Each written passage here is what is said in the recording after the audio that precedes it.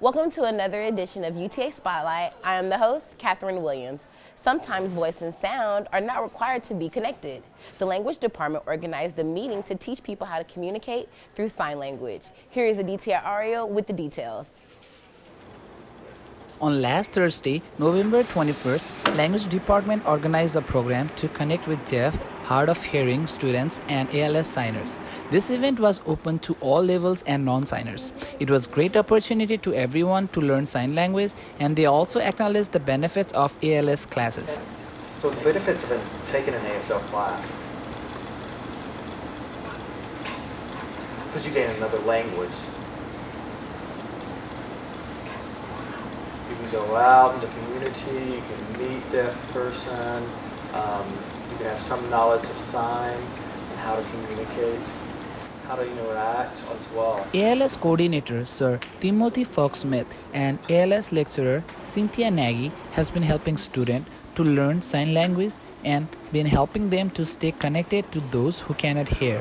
From many years, both has been an inspiration to many students in UTA.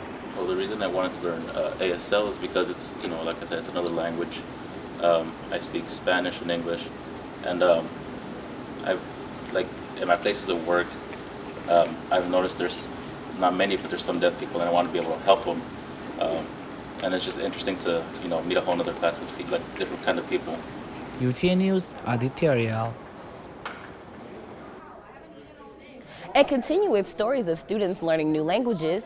There is a student at UTA who migrated from Cuba and overcame the language barrier. Now she stands out at the Department of Modern Languages. Kimberly Berataran with more. It's in Italy. Michelle Carona and her family chose to start a new chapter over 4,000 miles away from home. We moved for a chance to find a good job and have a simpler and better life than the one that I grew up with. Michelle only knew the English basics upon moving here. Not enough to even order water. It forced her to adapt quickly. She soon found her passion for the linguistics program at UTA and double majored. It's awesome. I love it. Her determination landed her a series of awards and scholarships. She's working at CMA. She's an ambassador for us. She's helping my students with their papers in the writing center. I mean, the other day I overheard my students saying, "Did you get Michelle? I got Michelle, and that's why I did so much better on this paper." Michelle discovered different ways to reconnect with her dancing roots on campus.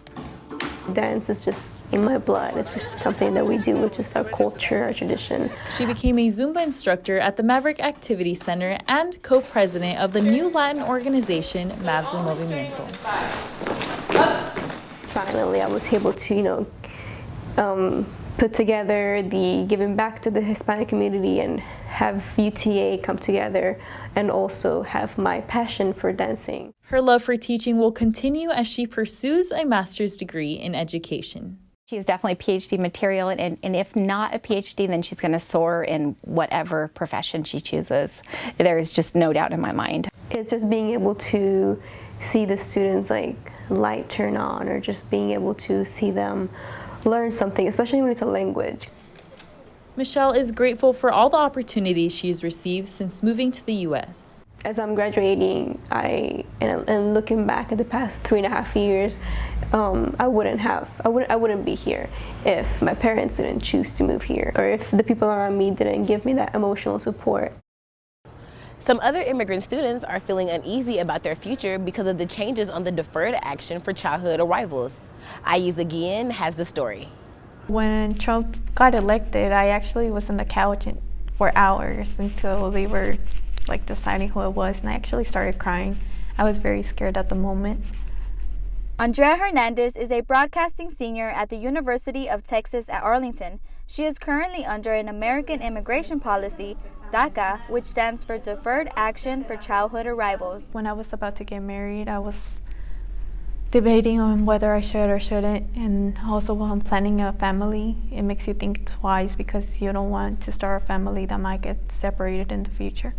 DACA allows qualified individuals that were brought to the country as children to receive a renewable 2-year period of deferred action from deportation and become eligible for a work permit in the U.S., but it is currently under debate to be terminated.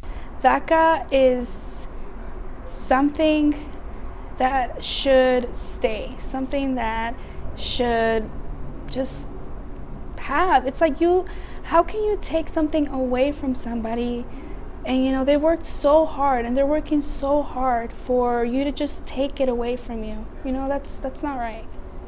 I guess before I used to get stressed and worry about it, but at this point I'm like, if it's gonna happen, it's gonna happen. And I don't know, I'm just not scared anymore. This is the newsroom where Andrea worked hard to be the woman she is today. She is unafraid and she's here to stay.